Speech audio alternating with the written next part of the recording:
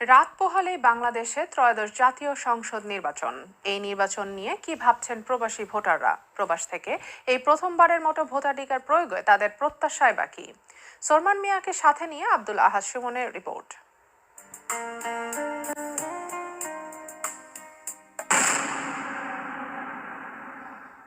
বাংলাদেশের রাজনৈতিক পট পরিবর্তনের পর আগামী বৃহস্পতিবার অনুষ্ঠিত হতে যাচ্ছে ত্রয়োদশ জাতীয় সংসদ নির্বাচন। প্রার্থীগণ প্রচার প্রচারণায় ব্যস্ত, দিচ্ছেন নানা রকম প্রতিশ্রুতি। ইনশাআল্লাহ যারই আসুক, আমি good luck to both the parties.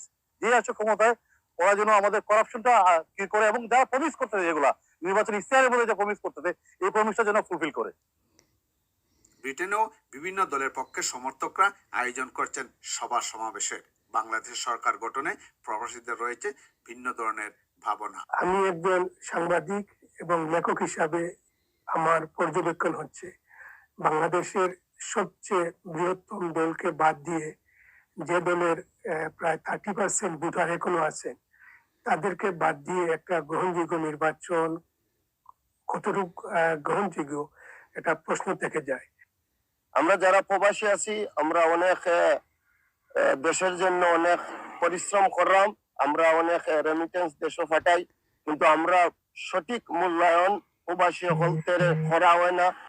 যে ক্ষমতায় আসুক, বিএনপি আসুক বা জামাতে আসুক, আমাদের দেশে আইন শৃঙ্খলা ব্যবস্থা এবং জঙ্গিবাদ যেন না হয়, এবং মোর দেন এনিথিং টু বি অনেস্ট, আমাদের এভরি সিঙ্গেল পাবলিকের একটাই চাওয়া, যেন আমাদের দেশে করাপশনটা যেন না হয়, এবং করাপশন যদি বন্ধ হয়ে যায়, তাহলে 50% অফ দ্য প্রবলেম সলভ হয়ে যাবে।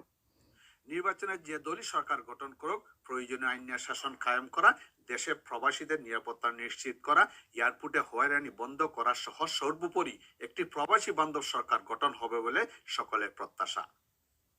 বার্মিংহাম থেকে আব্দুল আহাদ সুমন, আয়ন নিউজ।